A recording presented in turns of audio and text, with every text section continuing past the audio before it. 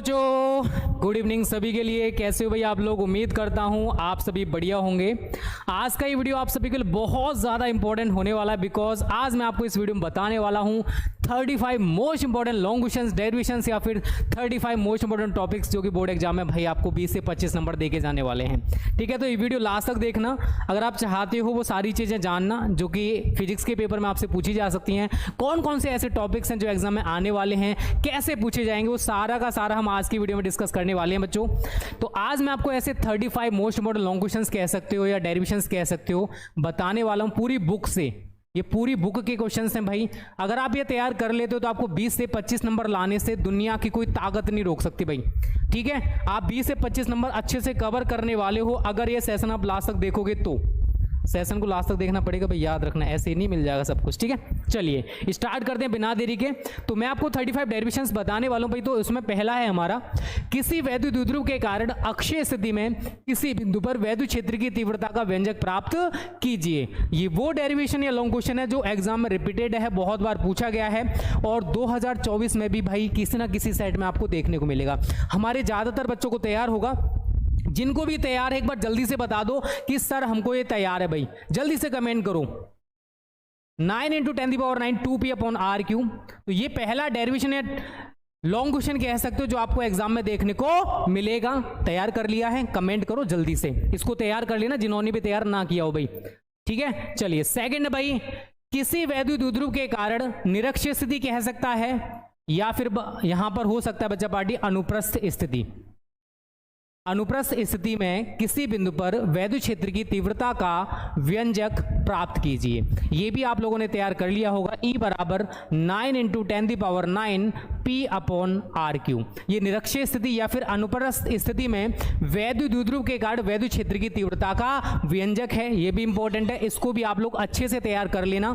कर लोगे तो अच्छी बात है भाई, आपका ही फायदा होने वाला है। ठीक है, कर लेना। इंपॉर्टेंट टॉपिक है भाई, important derivation, important long question है, आप लोग इसको अच्छे से तैयार कर लेना। चलिए भाई नेक्स्ट क्वेश्चन है बच्चा, गॉस की प्रमेय से आप क्या समझते हैं? ठीक है, ये आप तैयार कर लेना। और गॉस की प्रमेय की सहायता से एक समान आवेशित पतले गोलीय कोश के बाहर किसी बिंदु पर वैद्युत क्षेत्र की तीव्रता का सूत्र ज्ञात कीजिए। ये आप लोग तैयार कर लेना। इसके साथ साथ बच्चा चौथा क्वेश्चन आप लिख सकते हो, गॉस की प्रमेय से आप क्या समझते हैं? 2024 के लिए क्वेश्चन इंपॉर्टेंट है भाई। गॉस की प्रमेय से आप क्या समझते हैं? इसकी उपपत्ति भी दीजिए। ये क्वेश्चन बच्चा बहुत ज्यादा इंपॉर्टेंट है भाई, इसको आप लोग घोल के पी जाना भाई।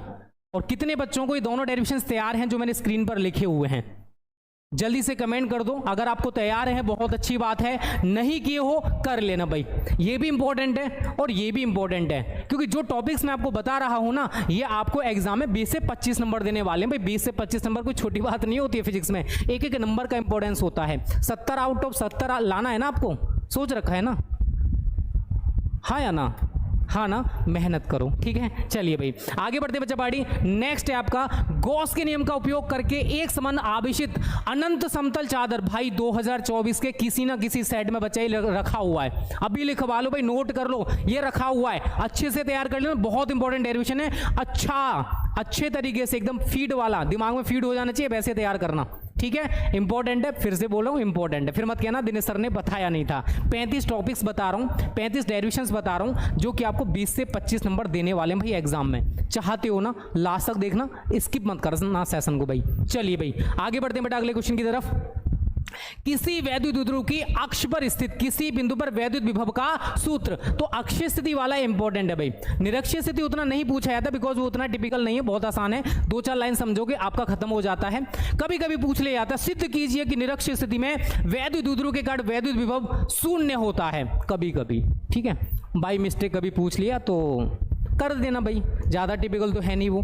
1-2 लाइन आप सही तरह समझोगे तो आप आसानी से उसको कर पाओगे, आसानी से। अगर आपको अक्षीय स्थिति वाला आता है तो आप उसको भी आसानी से कर सकते हो, मुझे इतना पता है।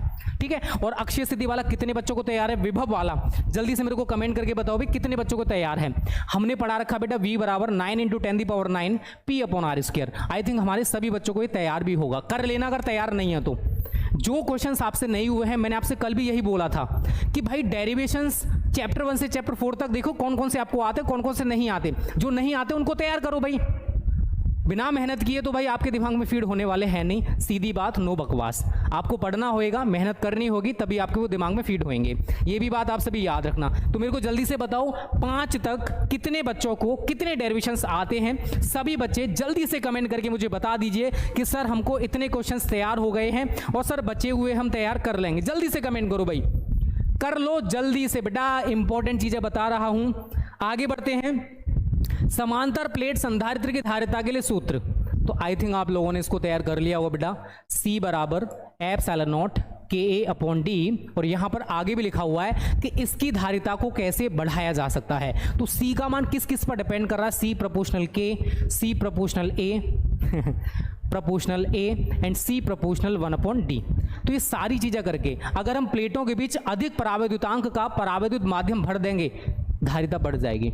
अगर प्लेटों का क्षेत्रफल हमने ज्यादा कर दिया, धारिता बढ़ जाएगी। प्लेटों के बीच की दूरी कम कर दी, धारिता बढ़ जाएगी। तो 3 चीजें हैं जिन्हें करके हम संधारित्र की धारिता को बढ़ा सकते हैं। ठीक है बच्चा, कर लोगे तैयार? कुछ को तैयार होगा, जिनको तैयार नहीं है बेटा इसको तैयार कर लेना। चलिए आगे बात करते हैं। नेक्स्ट क्वेश्चन है हमारा, अनुगमन वेग क्या होता है? अनुगमन वेग की जगह हो सकता है बेटा अपवाह वेग, आपसे वो कह दे। ये क्वेश्चन बता रहा हूं किस टाइप से बोर्ड एग्जाम में वो पूछा जा सकता है। और अनुगमन वेग के आधार पर ओम के नियम के लिए व्यंजक का निगमन कीजिए। आप सभी को मैंने बहुत अच्छे से करा रखा है और बहुत सारे बच्चों ने इसको तैयार कर भी लिया होगा। जिन्होंने तैयार नहीं किया है अभी भी आपके पास टाइम है, अच्छे से तैयार कर लेना। इंपॉर्टेंट डेरिवेशन है 2024 के बेटा, किसी ना किसी पेपर में रखा हुआ है। फिर मत कहना कि दिनेश सर ने बताया नहीं था, फिर आप मेरे को ब्लेम मत करना कि मैंने आपको नहीं बताया होगा। आप लोग खुद को ब्लेम करना कि हमने तैयार नहीं किया है। आप खुद को ब्लेम करोगे, मेरे को नहीं करोगे, फिर याद रखना। चलिए आगे बात करते हैं बेटा। नेक्स्ट है आपका किरचॉफ के नियम। भाई किरचॉफ के नियम कितने इंपॉर्टेंट है आप सभी को पता है। एक बार सभी बच्चे कमेंट कर दो, किरचॉफ का प्रथम नियम किस राशि के संरक्षण को व्यक्त करता है? जल्दी से बताओ भाई, किरचॉफ का जो प्रथम नियम है ये किस राशि के संरक्षण को व्यक्त करता है? और किरचॉफ का जो दूसरा नियम है, किरचॉफ का जो दूसरा नियम है, जो द्वितीय नियम है, वो किस राशि के संरक्षण को व्यक्त करता है? मुझे अभी पता चल जाएगा कि आप लोग कितना तैयारी कर रहे हो। जल्दी से कमेंट करके बताओ सभी बच्चे। किरचॉफ का पहला नियम किस राशि के संरक्षण को व्यक्त करता है? किरचॉफ का दूसरा नियम किस राशि के संरक्षण को व्यक्त करता है? बेटा जल्दी से कमेंट करके मेरे को बता दो, तभी मुझे पता चलेगा कि आप लोग तैयारी कर भी रहे हो या फिर मुझे और घर वालों को धोखा दे रहे हो। जल्दी से कमेंट करो और कितने बच्चों को ये तैयार है वो भी मेरे को कमेंट करते जाओ भाई। आवेश एनर्जी, चलिए आयुष कुमार का आंसर आ गया भाई। आवेश, आवेश पहला नियम आवेश को और दूसरा नियम ऊर्जा संरक्षण को व्यक्त करता है। पता है ना बेटा? कर लेना सभी बच्चे तैयार जिन्होंने भी ना कर रखा हो। चलिए ज्यादातर बच्चों को पता है, ये देखकर हमारा थोड़ा सा दिल बागवान सा हो गया, मतलब खुशी फील कर रहा है कि आप लोग थोड़ा बहुत पढ़ रहे हो भाई। चलिए अच्छी बात है, ठीक है। और जिन बच्चों को ये पीडीएफ भाई फ्री ऑफ कॉस्ट चाहिए तो smart study classes pro app download कर लो, वहां पर ये वाला हम फ्री ऑफ कॉस्ट दे देंगे। फ्री स्टडी मटेरियल में जाके आप चेक कर लेना, आपको मिल जाएगा, ठीक है। सभी बच्चे smart study classes pro app play store से डाउनलोड कर लो, जिनको भी फ्री पीडीएफ चाहिए। देखो बहुत सारी चीजें वहां पर फ्री भी हैं, टेस्ट फ्री हैं, स्कॉलरशिप टेस्ट दे सकते हो, बुक्स फ्री हैं, सिलेबस फ्री है, बहुत सारे स्टडी मटेरियल वो भी फ्री है, क्विज फ्री है, और क्या ये भी फ्री, जान लोगे क्या? ठीक है, तो जल्दी से डाउनलोड कर लो smart study classes pro app, ज्यादा टाइम वेस्ट मत किया करो।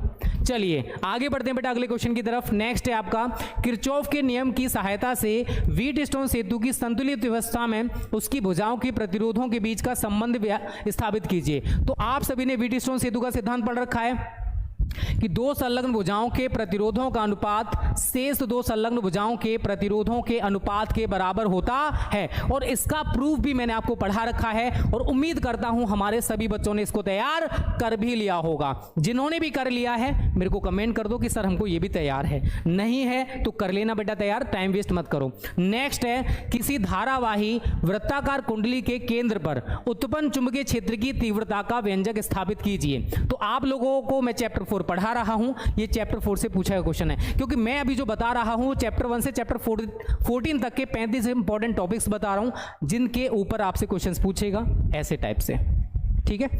बी बराबर अगर कुंडली की बात करोगे तो mu naught NI upon 2A, और यहीं पर अगर वो लूप कह दे तो बी बराबर रहता है बच्चा mu naught I upon 2A। तो ये है वृत्ताकार लूप के लिए और ये है वृत्ताकार कुंडली के लिए। दोनों में अंतर क्या है कि यहाँ पर कैपिटल एन है फेरों की संख्या और यहाँ पर कैपिटल एन आपको देखने को नहीं मिलेगा, क्योंकि भाई लूप में फेरे थोड़ी ना होंगे, एक ही फेरा होगा, बट कुंडली है उसमें फेरों की संख्या आपको दिखाई जाएगी। ठीक है, तो ये याद रखना इंपॉर्टेंट है भाई, एग्जाम में आपसे पूछा जा सकता है, अच्छे से इसको भी तैयार कर लेना। चलिए बेटा आगे बात करते हैं। नेक्स्ट, एम्पियर का परिपथीय नियम भाई 2024 के पेपर में रखा हुआ है ये वाला क्वेश्चन, किसी ना किसी सेट में आपको जरूर मिलेगा ये वाला। तो एम्पियर का परिपथीय नियम लिखना है और एम्पियर के परिपथीय नियम का उपयोग करके एक अनंत लंबाई के सीधे धारावाही चालक के कारण उत्पन्न चुंबकीय क्षेत्र का सूत्र हमको स्थापित भी करना है। बहुत ज़्यादा इंपॉर्टेंट डेरिवेशन है। ठीक है, इसको आप लोग अच्छे से तैयार कर लेना बच्चा पार्टी, हम करा देंगे, टेंशन ना लो। Mu not I C plus I D या आई लिख देते हैं यहाँ पर। आई सी हमारी चालन धारा और आई डी हमारी विस्थापन धारा है, और बहुत अच्छे से इसको डीपली समझाया जाएगा, टेंशन मत लेना। बस आप लोगों से जो बोला जा रहा है, जो चीज़ें बता रहा हूँ, इनको आप घोल के पी जाना, कॉपी पर नोट कर लो कि ये डेरिवेशंस दिनेश सर ने इंपॉर्टेंट बताए हैं और इन्हीं में से आपको देखने को भी मिलेगा। आप लोग प्रीवियस पेपर उठा के देखो, आपको पता चलेगा बेटा कितने ज़्यादा इंपॉर्टेंट है डेरिवेशंस। ठीक है, चलिए नेक्स्ट है आपका दो समांतर धारावाही चालकों के बीच लगने वाले बल का सूत्र स्थापित कीजिए, और यहाँ पर हमको एम्पियर की परिभाषा भी बतानी है। तो F अपॉन एल बराबर 2 × 10⁻⁷ I1 I2 अपॉन R। ठीक है, और यहाँ पर मैं आपको एम्पियर की डेफिनेशन भी बताऊंगा। आपने जो डेफिनेशन बनाई है ना I बराबर Q अपॉन T से, उसको गोली मार देना। अगर एम्पियर की परिभाषा आपसे पूछी जाती है ना, तो यहाँ से जो बनेगी बेटा वो आपको बोर्ड एग्जाम में लिख के आनी है। वो वाली मत लिख देना कि यदि किसी चालक में 1 सेकंड में 1 कूलम आवेश प्रवाहित हो रहा हो तो उस चालक में जो धारा होगी वो 1 एम्पियर होगी। It's very low budget definition. ठीक है, हाई वाली जो रहती है, जो प्रोफेशनल रहती है, वो यहाँ से जो बनती है ना, वो वाली रहती है जो कि आपको एग्जाम में लिखनी होती है। वो वाली मत लिखे आ जाना, फिर अच्छी बात नहीं है। ठीक है, चलिए आगे बढ़ते हैं बेटा अगले क्वेश्चन की तरफ। एक समान चुंबकीय क्षेत्र में स्थित चुंबकीय द्विध्रुव पर लगने वाले बल के आघूर्ण का सूत्र प्राप्त कीजिए। ये भी इंपॉर्टेंट है भाई। टाउ बराबर N I A B sine theta हमारा निकल के आता है, और एन आई ए होता है एम, तो यहाँ पर हम इसको एम बी साइन थीटा भी लिख देते हैं। तो ये क्वेश्चन भी बोर्ड एग्जाम की दृष्टि से बहुत ज़्यादा इंपॉर्टेंट माना जाता है, और ये भी क्वेश्चन आपको बहुत ज़्यादा रिपीटेड क्वेश्चन है, जो कि बार बार एग्जाम्स में पूछा गया है। ठीक है, चलिए नेक्स्ट है बच्चों, एक चल कुंडली धारा मापी का सिद्धांत और उसकी कार्यविधि का वर्णन करना है, और इसकी सुग्राहिता, या तो धारा सुग्राहिता हो या वोल्टेज सुग्राहिता हो, उसको कैसे बढ़ाया जा सकता है वो हमसे पूछा गया है। ये भी बहुत ज़्यादा इंपॉर्टेंट क्वेश्चन है, ये भी आप लोग अच्छे से तैयार कर लेना। अभी आप लोगों को हमने नहीं पढ़ा है तो आपको ये तैयार नहीं होगा, बट जब पढ़ा देंगे तो तैयार कर लेना। जल्दी से बेटा 150+ लाइक्स जल्दी से पहुंचा दो। जो भी चाहते हैं ऐसे ऐसी वीडियोस में आपको रेगुलर बेसिस पर लेकर आऊँ। ठीक है, जो चैप्टर चल रहे हैं उसके साथ साथ ये भी चीज़ें बहुत इंपॉर्टेंट रहती हैं। इंपॉर्टेंट न्यूमेरिकल्स कराना, डेरिवेशंस कराना, शॉर्ट क्वेश्चंस कराना, ऑब्जेक्ट क्वेश्चंस कराना, बिना इनके आप अच्छा स्कोर नहीं करने वाले। थ्योरी पढ़ने से कभी 90+ नहीं आता है, इस चीज़ को याद रखना। जल्दी से कर दो भाई लाइक, जिन्होंने भी लाइक किया हो। चलिए नेक्स्ट है बेटा, चुंबकीय फ्लक्स से आप क्या समझते हैं, और ये फैराडे के नियम कितने ज़्यादा इंपॉर्टेंट है मुझे बताने की जरूरत नहीं है। आप प्रीवियस पेपर उठाओगे तो आपको पता चलेगा कि कितने ज़्यादा पूछे गए हैं। फैराडे के विद्युत अपघटन के नहीं है, ये फैराडे के विद्युत चुंबकीय प्रेरण के नियम हैं, इस चीज़ को याद रखना। तो फैराडे के विद्युत चुंबकीय प्रेरण वाले नियम हमें यहाँ पर लिखने हैं। कुछ बच्चे ग्रेट होते हैं जो विद्युत अपघटन वाले लिख के आ जाएंगे, वहाँ पर भी 2 नियम दिए थे, यहाँ पर भी 2 ही नियम हैं। ठीक है, तो कंफ्यूज मत होना, ये फैराडे के विद्युत चुंबकीय प्रेरण के नियम है और वो फैराडे के विद्युत अपघटन के नियम है। दोनों में अंतर है। केमिस्ट्री में पढ़े हो ना विद्युत अपघटन के नियम, वो वाले मत लिख के आ जाना भाई, अच्छी बात नहीं है, गलत बात है, वो नंबर कट जाएंगे, फिर मत कहना कि दिनेश सर ने बताया नहीं था। चलिए आगे बात करते हैं बेटा। नेक्स्ट, धारावाही परिनालिका के स्वप्रेरण गुणांक का सूत्र ज्ञात कीजिए। भाई ये भी इंपॉर्टेंट है 2024 के लिए, बहुत ज़्यादा रिपीटेड क्वेश्चंस मैं आपको यहाँ पर बता रहा हूँ, जो आप तैयार करोगे आपका अच्छा स्कोर होने वाला है। चलिए भाई आगे बात करते हैं बेटा नेक्स्ट क्वेश्चन की। एलसीआर परिपथ के लिए प्रतिबाधा तथा कलांतर के सूत्र स्थापित कीजिए। ये हमारा अल्टरनेटिंग जो करंट चैप्टर है ना, चैप्टर नंबर 7, वहाँ से पूछा गया क्वेश्चन है, बहुत ज़्यादा रिपीटेड है, बहुत ज़्यादा पूछा जाता है। इसको तो आप घोल के पी के जाना भाई, क्योंकि इसके ऊपर या तो हमें एग्जाम में न्यूमेरिकल्स देखने को मिलता है या फिर ये वाला डेरिवेशन ही पूछ लिया जाता है। ठीक है, आपको मैं पढ़ाऊंगा तो आपको पता चलेगा। Z बराबर √ के अंदर r² plus XL minus XC का होल स्क्वायर, और अगर हम प्रतिबाधा की बात करते हैं, कलांतर की बात करते हैं, तो tan phi बराबर XL minus XC upon R, या phi इज इक्वल टू रहता है हमारा tan inverse XL minus XC upon R। तो ये डेरिवेशन वो है जो बहुत ज़्यादा पूछा जाता है भाई। आपको ज़्यादातर ये रिपीटेड क्वेश्चन है, बहुत बार पूछा गया भाई, तो 2024 में संभावना ज़्यादा है कि आपको मिल जाए। कर लेना भाई इसको भी तैयार, ठीक है। नेक्स्ट है आपका चौक कुंडली। हो सकता है यूपी बोर्ड के सिलेबस में एक बार चेक कर लेना ये है या नहीं है, अगर हो तो भाई इसको भी तैयार कर लेना। चौक कुंडली का कार्य सिद्धांत हमको समझाना है, और चौक कुंडली में वाठिन धारा का क्या इंपॉर्टेंस होता है बच्चा पार्टी, ये भी हमको समझाना है। नेक्स्ट है आपका किसी गोलीय पृष्ठ। यहाँ से जो क्वेश्चन स्टार्ट होते हैं ना, ये होते हैं भाई ऑप्टिक्स, आप जानते होंगे चैप्टर 9, ठीक है। तो चैप्टर 9 से चैप्टर 14 तक के अब मैं लॉन्ग क्वेश्चन या डेरिवेशंस आपको बताने वाला हूं। ये 35 to 40 डेरिवेशंस या लॉन्ग क्वेश्चंस हैं जो बहुत बार पूछे जाते हैं, और आप जब पेपर देने जाओगे ना तो बहुत सारे क्वेश्चंस इसी में से आपको देखने को मिलेंगे अपने पेपर में। फिर कहोगे सर आपने जैसे बोला था ना वैसे ही क्वेश्चन सर हमारे पेपर में आया था, बट सर हम कर नहीं पाए। मैं पूछूंगा बेटा क्यों, कि सर हमको ऐसा लगा था ये पेपर में नहीं आएगा। आपके लगने और होने से कुछ नहीं होता है। मेरे को 12 सालों का एक्सपीरियंस है, लाखों बच्चों को पढ़ा चुका हूं, तो मुझे पता है बेटा कैसे क्वेश्चन आएगा और कितना आएगा, कैसे पूछा जाएगा। इनको तैयार कर लेना जितने बता रहा हूं। नहीं करोगे अपना नुकसान करोगे, मेरे पे कोई असर नहीं पड़ता भाई, आप करो या ना करो, पढ़ो या ना पढ़ो, बट हमारा जो काम रहता है गाइड करना, वो हम लोग करते रहेंगे। अब आप पढ़ रहे हो नहीं पढ़ रहे हो यार हमें नहीं पता है, बट पढ़ना चाहिए। कायदे में घर वालों को धोखा मत दो। किसी गोलीय पृष्ठ पर प्रकाश के अपवर्तन का सूत्र लिखिए। तो n/v minus 1/u is equal to n-1/r, और इसकी सहायता से पतले लेंस का जो सूत्र है 1/f is equal to n-1 1/r1 minus 1/r2, जिसको हम लेंस मेकर का सूत्र भी कहते हैं। क्या कहते हैं इसको?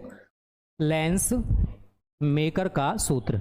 इसको हमें स्थापित करना है। ये वो क्वेश्चन है जो बोर्ड एग्जाम में न जाने बेटा कितनी बार पूछा गया होगा, न जाने कितनी बार ये क्वेश्चन रिपीटेड है, कितनी बार पूछा गया है। आप यकीन नहीं करोगे, आप प्रीवियस पेपर उठा के देखोगे तो आपको भाई 1 या 2 साल बाद आपको ये क्वेश्चन मिल जाएगा देखने को। इतनी बार ये क्वेश्चन पूछा गया है, इतनी बार पूछा गया है। अब बताइए, अब इतना ज़्यादा इंपॉर्टेंट क्वेश्चन आप लोग तैयार नहीं करोगे, गलत बात है ना। चलिए आगे बात करते हैं भाई। ये भी बहुत ज्यादा पूछा था। संपर्क में रखे, परस्पर संपर्क में रखे दो पतले लेंसों के संयोजन की फोकस दूरी के लिए सूत्र का निगमन।